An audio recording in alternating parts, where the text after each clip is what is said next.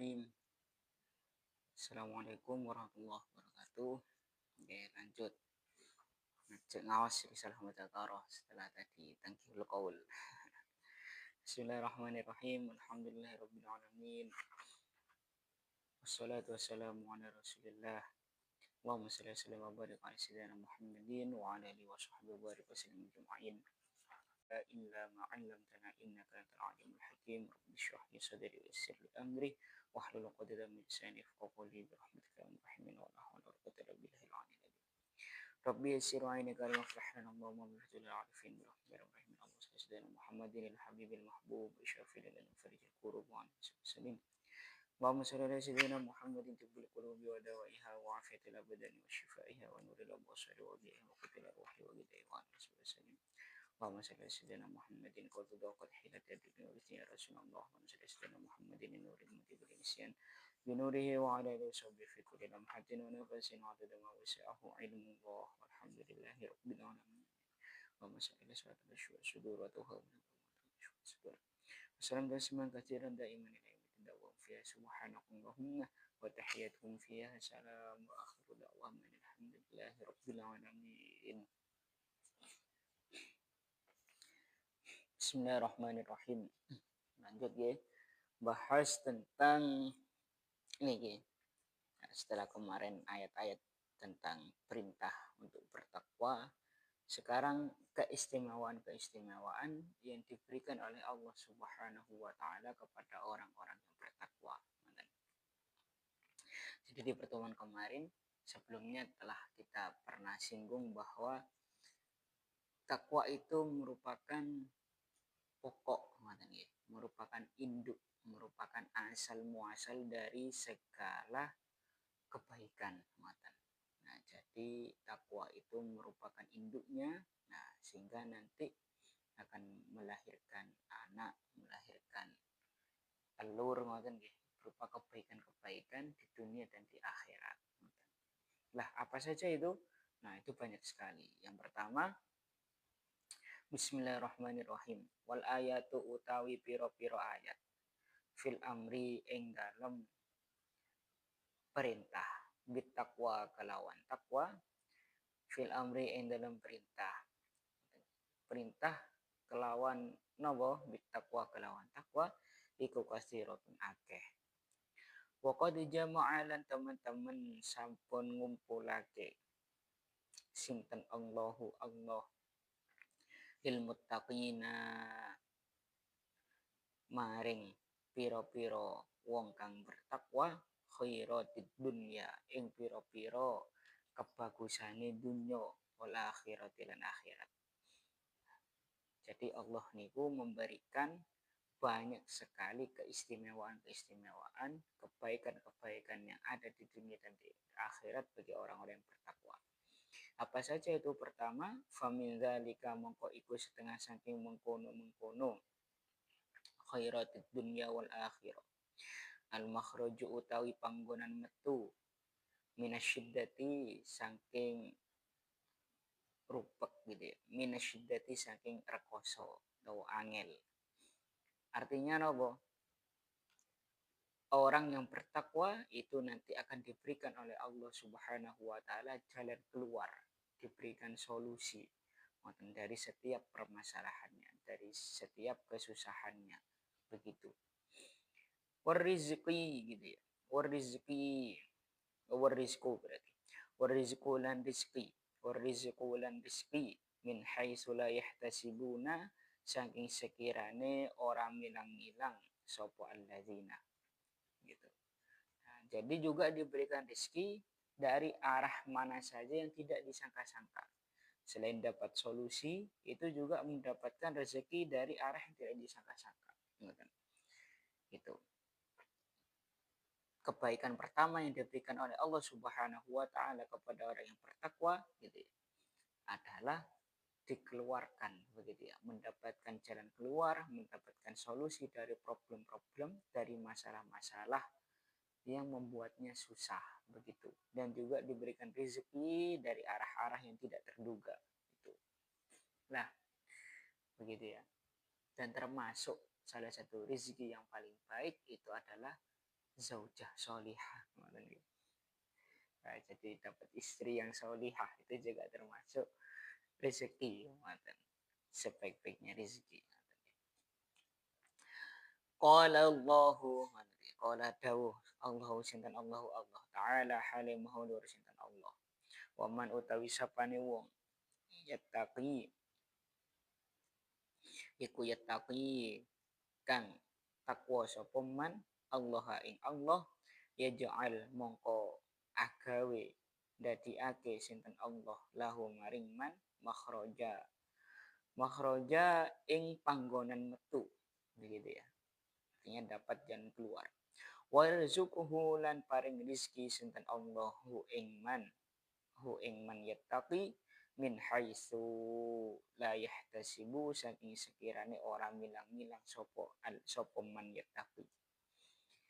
Wa min dzalika lan iku setengah saking mengkono khairatid dunya wal akhirah. Al huda utawi pituduh. Qala ngendika sinten Allahu Allah taala halim mahulur sinten Allah zalika rupane dawuh gitu ya, ing dawuh boleh jadi menjadi makul daripada kola. Zalikal kitabu utai mengkono kitab gitu ya, kitab al-munazzal gitu ya, kitab yang diturunkan kepada Nabi Muhammad SAW gitu. Zalikal kitabu utai mengkono kitab Al-Quran gitu ya. Iku la roiba ora ono keraguan, ora ono mamang iku maujud fihi ing dalam kitab. Hudan hali dadi pituduh lil muttaqina maring pira-pira kang bertakwa. Nah, jadi yang kedua ialah mendapatkan hidayah daripada Allah Subhanahu wa taala. Nah, hidayah niku kathah begitu ya.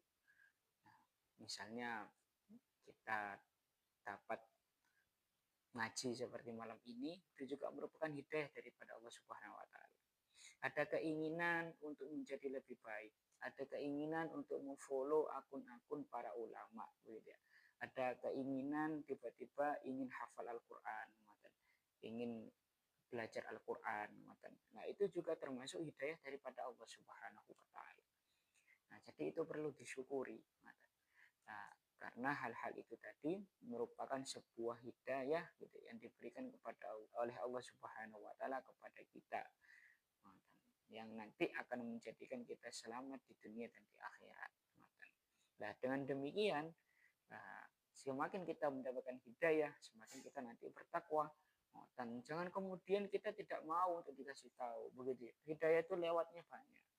Bisa melalui ujian, cobaan, bisa juga dari apa? Dari kemudian cacian, dari masukan, dari kritik saran orang lain, begitu. Nah, misalnya kemudian ada orang berkata, sampean jangan melakukan begitu, itu hal yang haram, itu hal yang tidak boleh. Kemudian, lah opo sih titik-titik haram, titik-titik haram, gitulah. Itu gimana ya begitu? Ya harusnya itu justru orang itu ya. Jadi begini loh. Jangan dipandang kemudian orang yang menyalahkan kita gitu ya. Dalam arti itu memang salah loh ya. Itu dalam arti memang itu bukan sebuah hal yang baik yang kita lakukan begitu. Jangan dipandang, jangan diartikan orang-orang yang kemudian mengingatkan kita, menasihati kita, menyalahkan kita dari perbuatan kita yang memang salah gitu ya, meluruskan kita kembali, itu sebagai orang-orang yang membenci kita gitu. Nah, misalnya kemudian pendino nih bangkong tok ae gitu, ket isu bangkong, kemudian kok siang bangkong, kemudian nanti sore sampai dalu bangkong terus, isine bangkong tok, tidur terus. Nah, nggak ada produktifnya, nggak ada kemudian belajarnya, ngajinya, nggak ada kemudian sekolahnya, nggak ada kerjanya. Nah, itu jangan kemudian diartikan orang yang menasihati kita karena kita tidur terus itu benci kepada kita, jangan begitu, bukan begitu. Jadi, itu justru mengingatkan kita agar apa? Agar kita bisa gitu ya, kembali bekerja, kembali produktif. Itu hidup kita itu banyak untuk dilakukan kegiatan-kegiatan yang lebih bermanfaat. Bukan kemudian wah apa sih sidik-sidik haram Oh, sorry Mas Bro, gitu ya.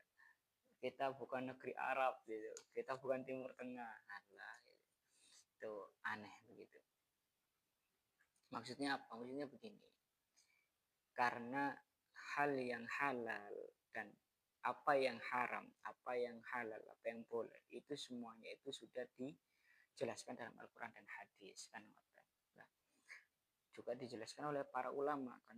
Nah, seandainya kemudian kok itu nggak cocok ya, gambarnya kemudian begini, mudahnya begini, pacaran itu gitu.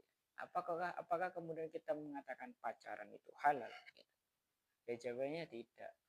Selama gitu, status hubungan apapun kok itu belum dihalalkan oleh yang namanya akad nikah gitu, itu semuanya tetap haram kan begitu.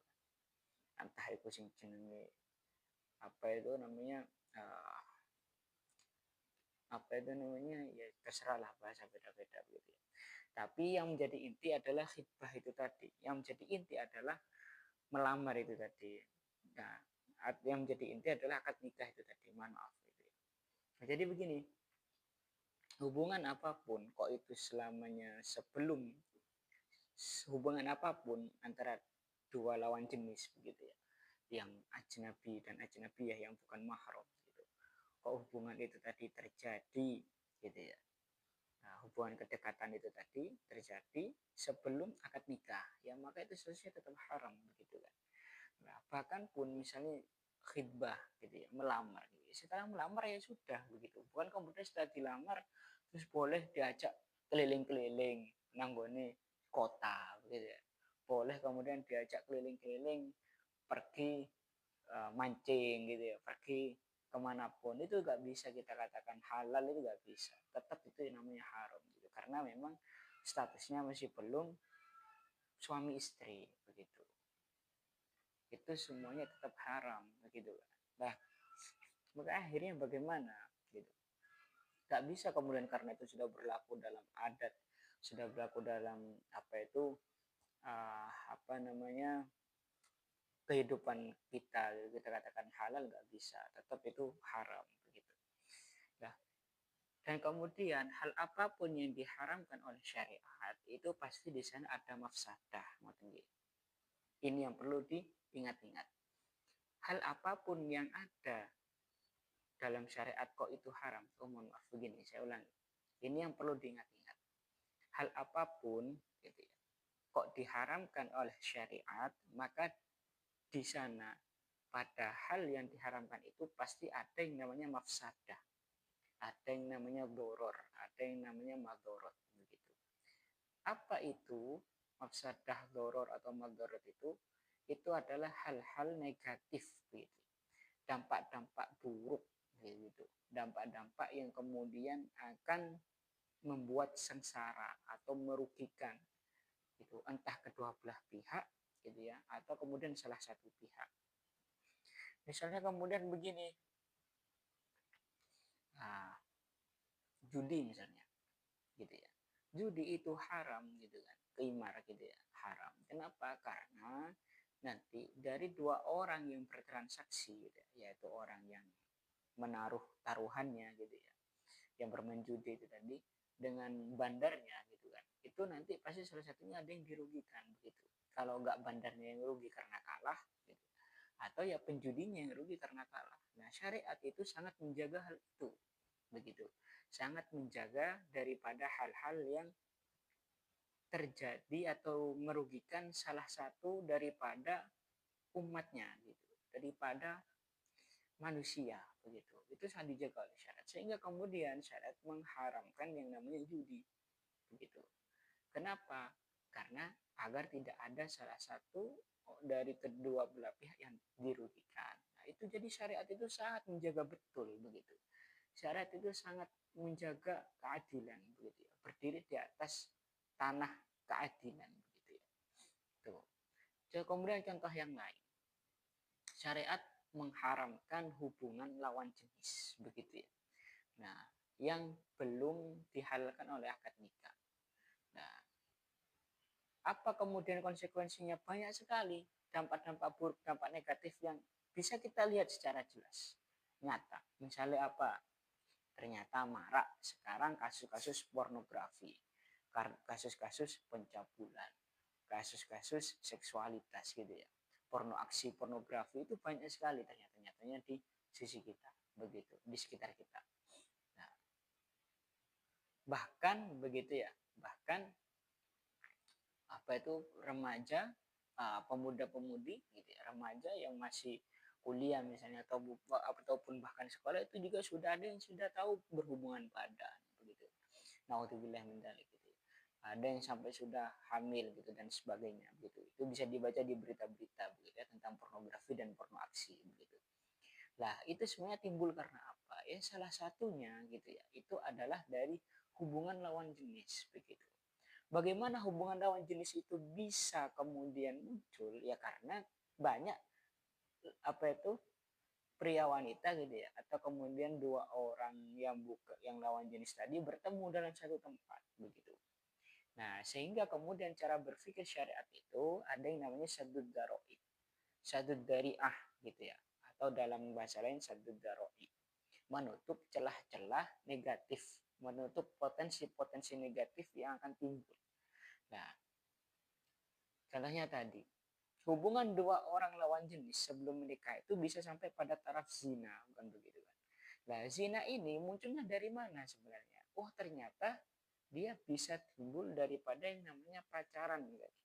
Atau timbul dari mana yang namanya bertemunya dua insan yang lawan jenis begitu misalnya, sehingga kemudian setelah berinteraksi begitu ya muncul jiwa atau muncul gairah gitu ya, muncul asmara misalnya, sehingga kemudian mereka apa itu saling gombal gitu ya, semakin berinteraksi secara rutin misalnya, akhirnya kemudian zina.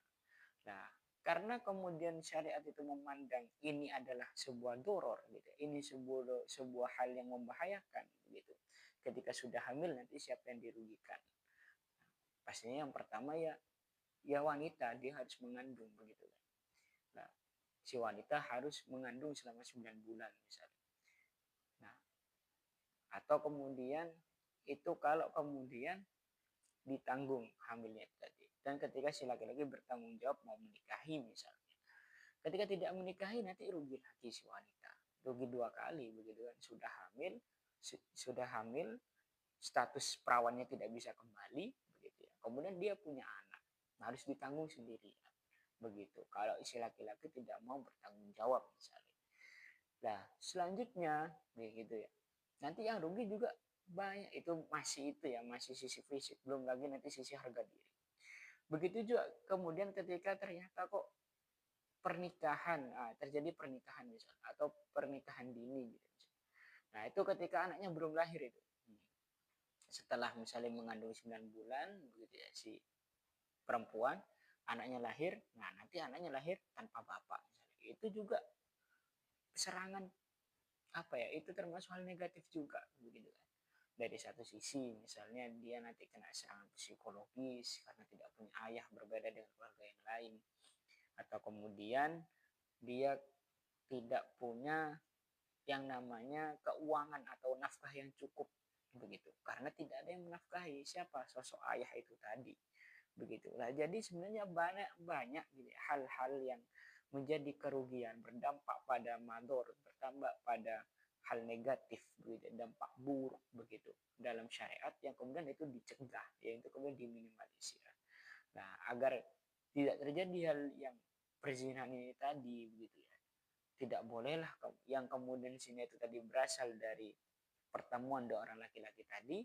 Nah, akhirnya syariat itu juga mengharamkan yang namanya apa, khulwat, yaitu berdua-duaan laki perempuan, atau kemudian ikhtilat, bercampur baurnya laki-laki dan perempuan. Kenapa? Karena dari sisi-sisi itu tadi, dari ikhtilat, dari pertemuan laki-laki dan perempuan itu tadi, dan dari berduaannya itu tadi, nanti akan timbul yang namanya apa, zina begitu, timbul yang namanya asmara, sehingga akhirnya zina begitu. Nah, seperti itu. Nah, dengan demikian, maka apa yang bisa kita ambil? Hal-hal yang kemudian diharamkan oleh syariat gitu ya. Sekali lagi ya, itu tidak mungkin lepas gitu ya dari yang namanya doror atau yang namanya mafsadah gitu. Dari sebuah hal-hal yang merugikan, dari hal-hal yang negatif, dampak-dampak buruk yang ada dalam perkara-perkara tersebut sehingga kemudian diharamkan oleh syariat begitu. Nah, ketika ada orang yang kemudian menasihati kita, mengingatkan kita bahwa hal-hal tersebut itu diharamkan oleh syariat begitu. Nah, maka selayaknya begitu ya, bagi kita itu sadar begitu. Sadar untuk apa? Bahwa kita itu sedang diingatkan oleh teman kita, oleh saudara kita dengan rasa kasih sayang. Kasih sayang dari apa? Atas dasar bahwa dia tidak mau kita mengalami kerugian. Kita mereka gitu ya, saudara-saudara kita tidak mau kita mengalami hal-hal buruk, hal-hal negatif begitu yang akan terjadi ketika kita melakukan sebuah hal yang diharapkan. Begitu. Bukan kemudian yang kita pandang itu adalah dia benci kepada kita pada saat mereka mengingatkan, bukan itu. Coba cara berpikirnya itu diolah. Cara berpikirnya itu dirubah, mindsetnya itu dibalik begitu. Sejatinya itu begitu. Gak ada kemudian orang akan mengingatkan kita. Misalnya nih, kita mau ditabrak motor begitu. Gak mungkin kalau orang itu gak kasihan kepada kita terus bilang, mas, hati-hati. Nah, jangan nyebrang dulu nanti ketabrak. Gak mungkin begitu, pasti bicarno aja gitu. Lah, mati ya ben-beno gitu kan. Oh gak ada urusannya karo aku gitu misalnya. Nah, itu loh begitu ya, maksudnya begitu. Nah, jadi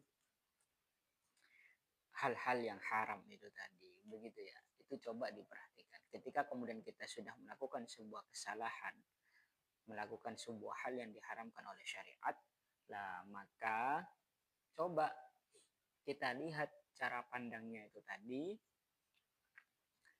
ketika ada orang yang mengingatkan kita gitu ya, bahwa orang itu sedang menunjukkan rasa kasih sayangnya kepada kita agar kita tidak terjerumus begitu ya pada hal-hal yang negatif, hal-hal yang buruk begitu.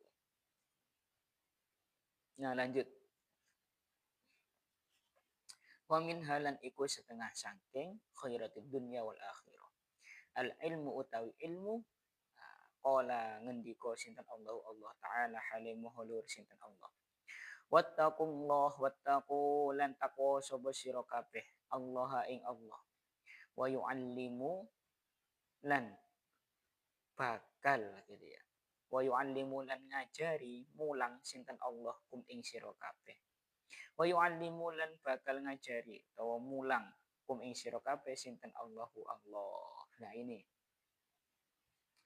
Begitu ya. Nah, jadi ketika kemudian sampean bertakwa, maka sampean akan diberikan ilmu, akan ditambah ilmunya oleh Allah Subhanahu wa taala. Nah, artinya begini, ketika sampean gitu ya, ini kita kembali pada ilmu laduni. Ilmu laduni itu begitu ya, itu tidak akan bisa didapat kecuali orang itu sudah sudah punya rasa bertakwa kepada Allah Subhanahu wa taala. Lah bagaimana cara bertakwa? Cara bertakwa itu ya harus paham yang namanya syariat begitu. Harus paham yang namanya mana yang halal, mana yang haram, mana yang makruh, mana yang mubah, mana yang boleh, mana yang tidak oleh syariat. Begitu. Nah, artinya begini, seseorang itu tidak mungkin dia bisa mendapatkan ilmu laduni ketika dia tidak bertakwa kepada Allah Subhanahu wa taala. Nah, ini coba sama nangan-nangan ini. Jadi dalam kitab Al-Fatawa gitu ya, dalam kitab Al-Fatawa Al-Hadisiyah. Nah, Al-Imam Ibnu Hajar Al-Haytami radhiyallahu anhu itu ditanyai begitu tentang sebuah dawuh begitu ya, yang berupa mattakhadallahu gitu ya min waliyin jahilin gitu. Allah itu tidak akan menjadikan seorang wali, tidak akan mengangkat wali seorang yang bodoh gitu. Kemudian ketika diangkat oleh Allah Subhanahu wa taala orang bodoh tadi itu menjadi seorang wali, maka Allah sendiri yang akan mengajarinya begitu. Lah, artinya dalam ini kemudian dijawab oleh Syekh Ibnu Hajar Al-Haytami, Imam Ibnu Hajar Al-Haytami, bahwa yang dimaksud Allah akan mengajari langsung seorang wali yang bodoh itu tadi adalah diajari ilmu-ilmu yang sifatnya ilmu-ilmu ma'rifat begitu, ilmu-ilmu ilham, ilmu-ilmu laduni begitu ya, yang tidak berkaitan dengan syariat begitu. Nah, sedangkan secara syariat menurut ijma' ulama begitu ya, menurut kesepakatan para ulama seperti yang disampaikan oleh Imam Ibnu Hajar Al-Haytami, tidak bisa begitu. Tidak bisa orang yang bodoh dalam hukum-hukum zahir, dalam perkara-perkara dasar pada syariat begitu ya, nah, itu diangkat menjadi seorang wali, tidak mungkin begitu, dan tidak mungkin langsung dapat ilmu laduni begitu. Nah, jadi tidak mungkin orang itu bisa akan mendapatkan ilmu laduni sedangkan dia tidak paham terhadap ilmu-ilmu syariat begitu, terhadap ilmu-ilmu dohir begitu, hukum-hukum dohir yakni syariat itu ya, atau fikih begitu. Nah, dengan demikian begitu ya, maka maka dengan demikian bisa diambil kesimpulan bahwa ilmu-ilmu syariat itu hanya bisa didapatkan dengan tujuan belajar begitu, dengan cara belajar begitu. Jadi sama kalau ingin naik tingkat gitu ya, naik pangkat, pengen jadi wali misalnya ya, ono carane begitu. Caranya bagaimana? Sama harus paham dulu ilmu syariat begitu, ilmu fikih harus paham dulu begitu ya. Kemudian dengan demikian gitu ya, dengan sampai sudah bisa paham ilmu fikih, ilmu syariat, nantinya akan sudah bertakwa juga, kemudian maka akan diajari oleh Allah Subhanahu wa taala. Begitu. Wa min halan iku setengah saking khairatid dunya wal akhir al furqan utawi pembeda wal kafaratu lan nglebur begitu ya.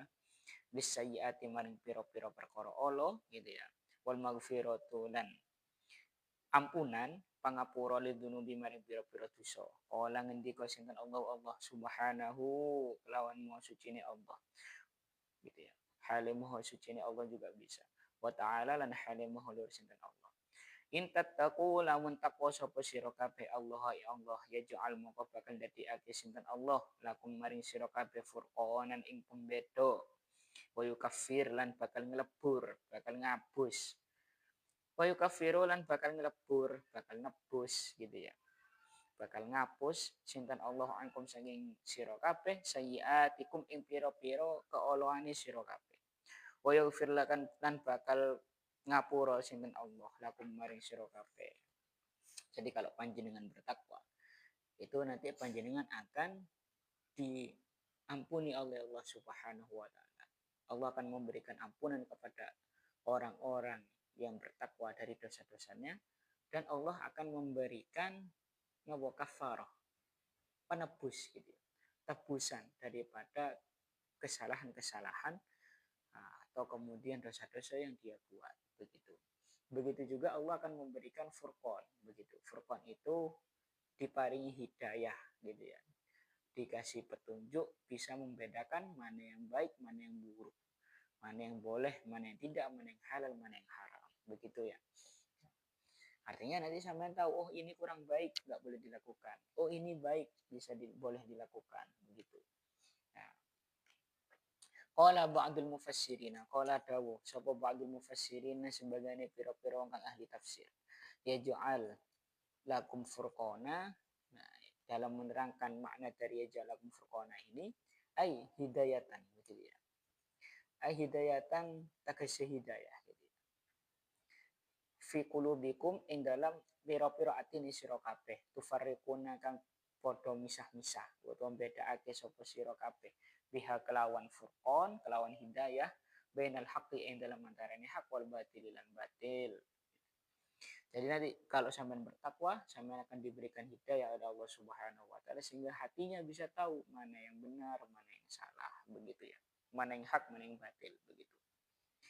Wa min halan iku setengah saking khairatid dunya wal akhirah al wilayatu utawi kasih sayang. Qala dawuh ngendika sinten Allah taala halim maha sinten Allah wallahu utawi Allah iku waliul muttaqina zat kang welas asih maring pira-pira kang bertakwa. Jadi kalau kemudian kita bertakwa, Allah akan memberikan kasih sayang kepada kita. Begitu. Wa min halan iku setengah saking khairatid dunya wal akhirah al ma'iyatu utawi sinarengan begitu ya, sesarengan. Qala dawuh ngendika sinten Allah Subhanahu wa taala. Wa alamu lan warwa sapa sira kabeh anallah ing sama ing setuhune Allah iku ma'al muttaqina ing dalam sembartane pira-pira wong kang bertakwa aibin nasri tegese kelawan pitulung wal i'anati lan pertolongan wal harosati atau hirosati lan jogo atau ngerksa. Nah, jadi kalau panjenengan bertakwa, nah itu kalau kita bertakwa, kita akan dibarengi oleh Allah Subhanahu wa taala. Kita akan dibersamai oleh Allah Subhanahu wa taala. Artinya apa? Artinya nanti Allah akan memberikan kita akan selalu bersama kita gitu ya, dengan berbagai macam pertolongannya, dengan berbagai macam penjagaannya. Misalnya kemudian ada panjenengan gitu ya, yang sampai sekarang jomblo gitu ya, yang sampai sekarang tetap stay halal gitu, bahasanya kan begitu ya, nah, tetap stay halal brother gitu ya. Nah, kalau panjenengan ini saya juga masih jomblo gitu, masih halal aman-aman gitu. Nah, jadi kalau panjenengan ini yang kemudian masih ditakdirkan jomblo oleh Allah Subhanahu wa taala, yang masih stay halal gitu ya, meskipun sudah diterpa dengan berbagai macam gitu ya, berbagai macam lawan jenis gitu misalnya ya, begitu juga yang mbak-mbak gitu kan. Nah itu berarti apa, kita diberikan pertolongan oleh Allah Subhanahu wa taala, terhindar dari kemaksiatan, terhindar dari hal-hal yang haram, terhindar dari hal-hal yang negatif itu tadi begitu. Nah itu juga termasuk ma'iyah dari Allah Subhanahu wa taala. Nah jadi harus bahagia, itu harus disyukuri itu, yang masih jomblo gitu ya, yang masih stay halal gitu, itu harus disyukuri itu, karena di zaman yang serba seperti ini, yang seperti sekarang ini, kita tetap masih ditakdirkan menjadi orang-orang yang tetap yang tetap tetap orang yang tetap menjaga dirinya gitu ya, dari perkara yang haram, dan tetap menjaga sampai pada halal gitu ya, dan tetap menjaga sampai pada hubungan yang halal begitu, maksudnya begitu. Nah ya kok biar diedit sama Ustadz Fahmi ya. Nah, ngomongin pedot-pedot terus sih, ya Allah astagfirullahaladzim. Wa min halan iku setengah saking khairat gitu ya, khairatid dunya wal akhirah an-najatu utawi najah, selamat. Kala ngendika sinten Allah Subhanahu wa taala, summa nunajji mongko kari-kari nyelametake sapa ingsun Allah alladzina ing pira-pira wong akeh, alladzina ing wong akeh ya, alladzina ing wong akeh ittaqau kang podo takwa sapa alladzina, orang-orang yang bertakwa itu dijanjikan oleh Allah Subhanahu wa taala akan diberikan keselamatan. Wa min halan iku setengah saking khairatid dunya wal akhirah al wa'du utawi janji bil jannati kelawan swarga. Lah orang yang bertakwa itu dijanjikan oleh Allah Subhanahu wa taala akan masuk surga begitu. Qala dawuh ngendika sapa azzaman qail gitu ya, sapa azzaman luhur-luhure wong gitu ya, sapa azzaman qail, azza luhur, halim moho luhur gitu ya, utawa azza kang moho luhur, pakai kang saja, azza kang moho luhur sapa man wong qailun kang ngendik sapa man wong gitu ya, man utawi wong iku qailun wong kang ngendika gitu. Azza luhur gitu ya, azzaman qailun, azza luhur kang moho luhur gitu ya, sapa man wong qailun huwa qailun begitu, qailun iku qailun, iya iku qail, sapa man wong qailun kang utawi wong iku qailun wong kang dawuh, masalul jannati sepadane swarga iku sepadane swarga allati wa'ida kang den janjiake, atau kang den janjeni sopal mutakuna piro-piro wong kang bertakwa. Jadi orang-orang yang bertakwa itu dijanjikan oleh Allah Subhanahu wa taala akan mendapatkan surga. Inna lil muttaqina satuhune iku kedue pira-pira kang bertakwa inda rabbihim ing dalam sandinge pangerane al muttaqina jannatin naimi pira-pira swarga an-naimi gitu ya. Jannatin naimi pira-pira swarga kang den akeh nikmati akan kang den akeh nikmate gitu ya atau kang akeh pira-pira nikmate begitu bisa juga. Wa uzlifat lan den parakake opo ala jannatu suwarga lil muttaqina maring pira-pira wong kang bertakwa ghairu ba'idin kang ora den atuhake. Lah jadi kalau kita menjadi orang yang bertakwa fa insyaallah Allah itu akan mendekatkan surga kepada kita. Maksudnya mendekatkan surga itu apa? Artinya berarti kita semakin dimudahkan oleh Allah Subhanahu wa taala untuk melakukan hal-hal yang baik, untuk melakukan perbuatan-perbuatan baik, untuk melakukan perbuatan-perbuatan hal-hal apapun yang diridhoi oleh Allah Subhanahu wa taala sehingga kita akan mendapatkan gitu ya pintu surga yang terbuka lebar begitu. Sehingga pintu-pintu surga itu semakin terbuka lebar kepada kita. Misalnya panjenengan kemarin ternyata alhamdulillah sakit puasa Tasyura, sakit puasa Asyura, sakit kemudian justru sampai puasa Senin. Wah, itu 3 kali berturut-turut. Nah, itu subhanallah itu juga termasuk uzrifatil jannah begitu. Termasuk surga itu didekatkan kepada sampean dengan cara apa? Sampean diberikan pertolongan, diberikan hidayah oleh Allah Subhanahu wa taala dapat melaksanakan puasa begitu. Tasu'a dan Asyura berturut-turut begitu nggih.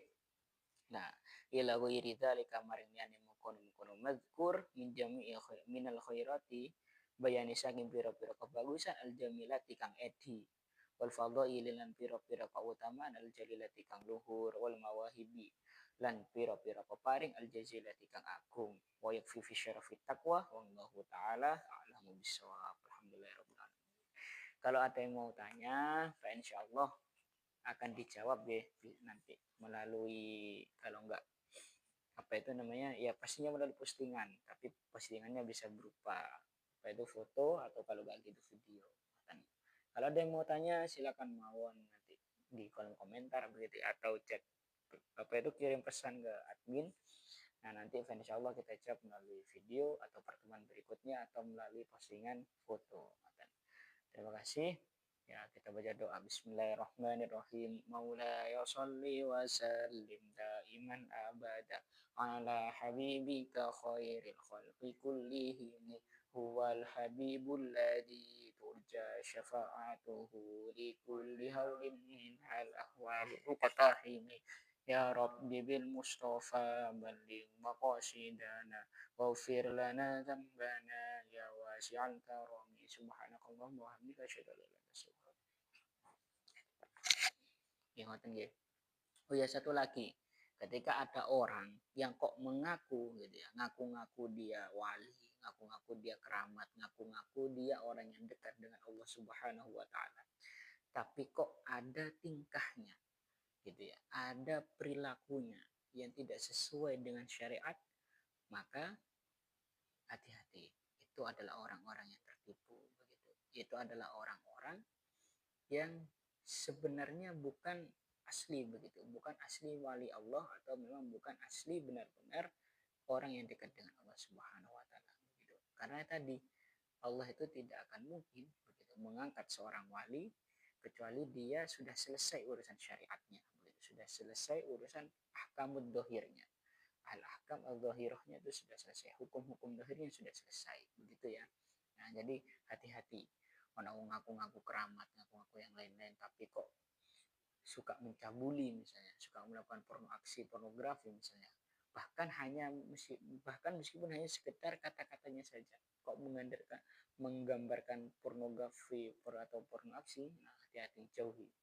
Nah ngoten nggih. Begitu. Bukan berarti kita tidak boleh percaya kepada semua orang yang mengaku wali, bukan berarti begitu. Tapi apa? Kita harus selektif, harus bisa memilih dan memilah, memfilter begitu ya, melalui pengetahuan kita, melalui akal kita, begitu. Mungkin cukup itu dari saya. Wassalamualaikum warahmatullahi wabarakatuh. Terima kasih sudah menonton, sudah ikut mengaji maksudnya. Nah, mari. Cembiro Mas. Gus apa?